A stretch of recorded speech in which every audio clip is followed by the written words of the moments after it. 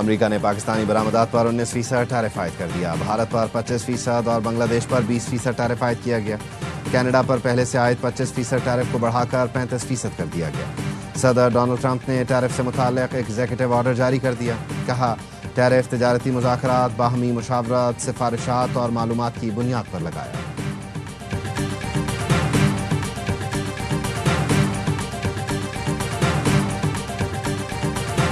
حکومت نے پیٹرول 7 روپے 54 پیسے فی لیٹر سستا کر دیا.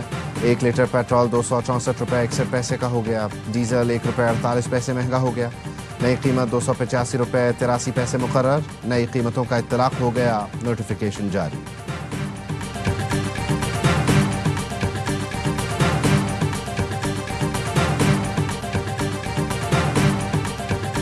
صادق آباد میں پولیس کی شیخانی پوسٹ پر ڈاکوؤں کا حملہ، 5 اہلکار شہید. شہید اہلکاروں میں محمد عرفان، محمد سلیم، تخیل، خلیل احمد اور غضنفر شامل. شہید اہلکاروں کی لاشیں شیخ زید ہسپتال رحیم یار خان منتقل. پولیس کے مطابق ڈاکوؤں نے ماہی چوک کے قریب حملے میں راکٹ بھی فائر کیا. حملے کے بعد فرار ہونے والے ڈاکوؤں کا تعاقب اور مقابلہ جاری. ڈاکوؤں کے خلاف بھاری ہتھیار اور بختر بند استعمال کی جا رہی ہے. پولیس ترجمان کے مطابق پولیس پوسٹ پر 2 درجن سے زائد ڈاکوؤں نے حملہ کیا. فائرنگ کے تبادلے میں 1 ڈاکو مارا گیا.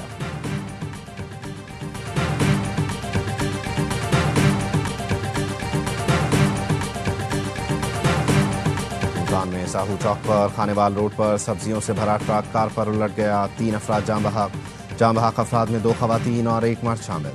کار سوار 1 بچہ اور خاتون معجزانہ طور پر محفوظ رہے. ریسکیو حکام کے مطابق کار خانیوال روڈ پر مڑ رہی تھی. کار کے مڑتے ہی منی ٹرک بے قابو ہو کر اس پر الٹ گیا.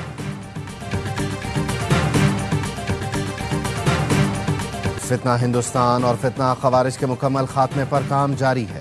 وزیر اعظم کا انسداد دہشت گردی اور ریاستی رٹ کے لیے قائم اسٹیئرنگ کمیٹی اجلاس میں اظہار خیال.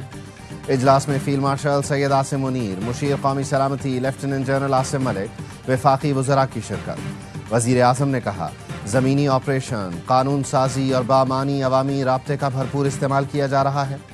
دہشت گردی سے پاک اور پرامن مضبوط ریاستی ڈھانچہ عالمی سرمایہ کاروں کا اعتماد بحال کرتا ہے. معرکہ حق میں دنیا نے پاکستان کی فتح کو تسلیم کیا. قوم، افواج پاکستان متحد اور یکسو ہیں. کمیٹی کی دہشت گردی کے خلاف وفاقی اور صوبائی حکومتوں میں ہم آہنگی کو مؤثر بنانے کی ہدایت.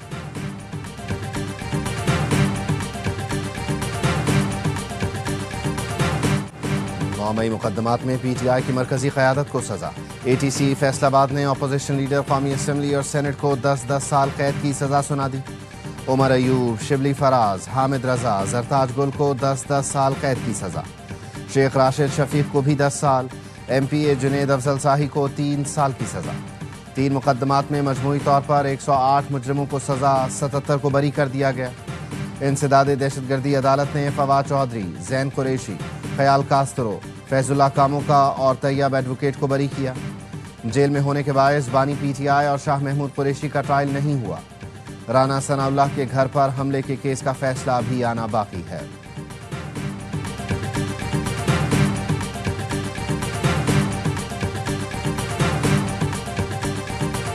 سارے کیسز سیاسی بنیادوں پہ بنے ہیں، سارے بیسل سے ہم ان کو ریجیکٹ کرتے ہیں. انشاءاللہ تعالیٰ ان کو ہائی کورٹ میں چیلنج کریں گے. وہ اب بھی وقت ہے، ہوش کے ناخن لے، اس سسٹم کو بچائے. تحریک انصاف کا سزائیں ہائی کورٹ میں چیلنج کرنے کا اعلان. Chairman P T I barrister Gohar کہتے ہیں کچھ لوگ سسٹم کو لپیٹنے کی کوشش کر رہے ہیں. تحریک چلانی ہے یا ایوان میں جانا ہے، جلد اس کا فیصلہ کریں گے. الیکشن کمیشن ہمارے لوگوں کو نااہل کر رہا ہے، ہمیں صرف انصاف چاہیے. تحریک انصاف سسٹم پر یقین رکھتی ہے، آئندہ کا لائحہ عمل جلد بتائیں گے.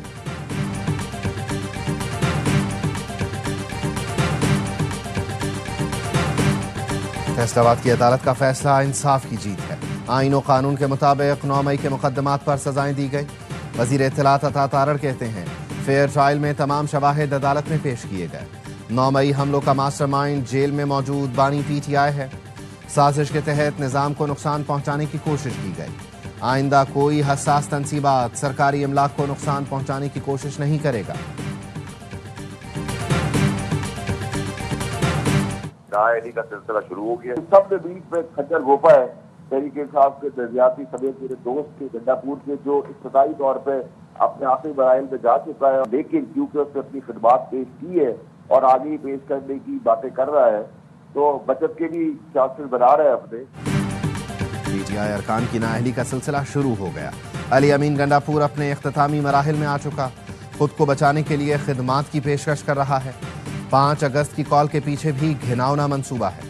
سینیٹر فیصل واوڈا کہتے ہیں MQM پاکستان کی طرح پی ٹی آئی پاکستان کی نئی شکل بنے گی۔ پی ٹی آئی کے نظریاتی لوگ بانی اور پارٹی کی پیٹھ میں خنجر گھونپ رہے ہیں۔ وزیر اطلاعات پنجاب عظمہ بخاری کا کہنا ہے سیاست کی آڑ میں دہشت گردی کا باب اب بند ہونا چاہیے۔ اس طرح کے فیصلوں سے ملک کے لیے منفی سوچ رکھنے والوں کی حوصلہ شکنی ہوگی۔ ایسی حرکت کرنے والے اب ایک نہیں کئی بار سوچیں گے۔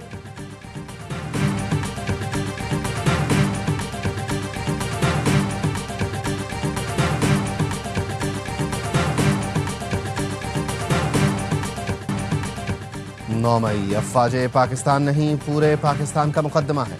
DGISPR پہلے ہی 2 ٹوک انداز میں واضح کر چکے، سانحہ 9 مئی کو بھلایا نہیں جا سکتا۔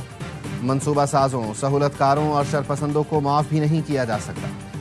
آزادی اظہار رائے کی آڑ میں ملکی سلامتی پر وار کرنے کی اجازت نہیں دی جا سکتی۔ دوست ملکوں سے تعلقات کو نقصان نہیں پہنچایا جا سکتا۔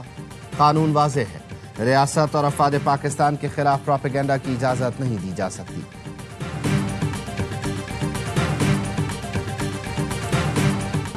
پاکستان اور امریکہ کے درمیان تجارتی معاہدہ طے پا گیا۔ امریکی صدر ٹرمپ کا اعلان، کہا پاکستان کے ساتھ مل کر تیل تلاش کریں گے۔ آئل کمپنی تلاش کر رہے ہیں جو مل کر معاہدے کو آگے بڑھائے۔ ہو سکتا ہے پاکستان ایک دن بھارت کو تیل فروخت کرے۔ وزارت خزانہ کا کہنا ہے معاہدے سے پاکستانی مصنوعات پر ٹیرف میں کمی آئے گی۔ 2 طرفہ تجارت، منڈیوں تک رسائی، سرمایہ کاری اور باہمی دلچسپی کے شعبوں میں تعاون کو فروغ ملے گا۔ پیش رفت وزارت خزانہ، وزیر خزانہ محمد اورنگزیب کی امریکی سیکرٹری کانگریس سے ملاقات کے دوران ہوئی۔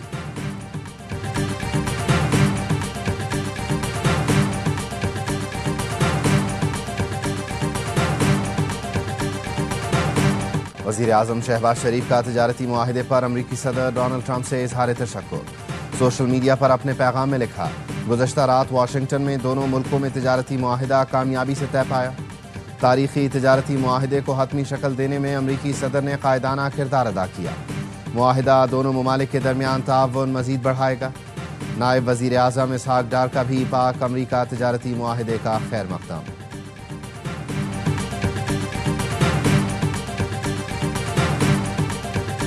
Going to be inshallah a real win-win situation for Pakistan and United States. اور اس میں جو انویسٹمنٹ کی انہوں نے بات کی ہے، انہوں نے ایک سیکٹر کی بات کی ہے، but there are number of sectors. پاک امریکہ تجارتی معاہدے سے دونوں ملکوں کے درمیان اسٹریٹجک پارٹنرشپ ابھر کر سامنے آئی ہے۔ وفاقی وزیر خزانہ محمد اورنگزیب کہتے ہیں معاہدہ طے پانے کے بعد پاکستان بہتر پوزیشن پر آ گیا۔ تجارتی معاہدے کے نتیجے میں توانائی، معدنیات، IT اور دیگر شعبوں میں ترقی اور سرمایہ کاری کے وسیع امکانات روشن ہو گئے ہیں۔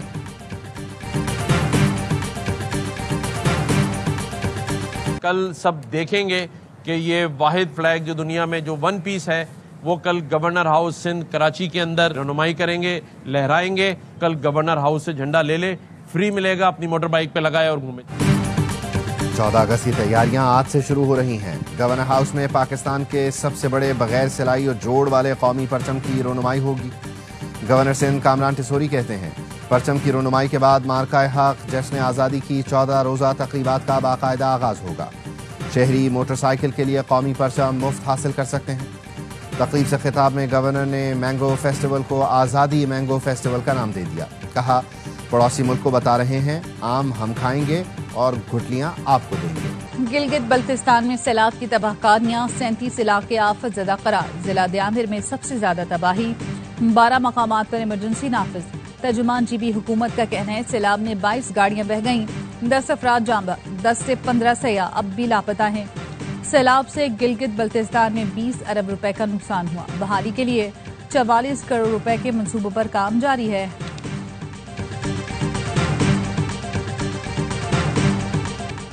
غزہ میں امداد کے نام پر انسانیت کا قتل عام جاری۔ غاصب اسرائیلی فوج نے پھر امدادی مراکز کو خون میں نہلا دیا۔ امداد کے منتظر 91 فلسطینی شہید۔ پناہ گزین کیمپوں پر صہیونی فورسز کے حملے جاری۔ 24 घंटे में मजीद 111 अफराद शहीद हो गए। खान यूनिस में एक और नौजवान भूख से दम तोड़ गया। अब तक 156 अफराद भूख से शहीद हो चुके हैं। इसराइली ड्रोन से फायर होने वाली गोली फलस्तीनी बच्ची के सर में फंस गई। नन्ही बच्ची के सर में फंसी गोली इसराइली दरिंदगी की दास्तान सुना रही है। शिमाली गजा में हमास से झड़पों में 5 इसराइली फौजी जहन्नुम वासिल, मुतादिद जख्मी हैं।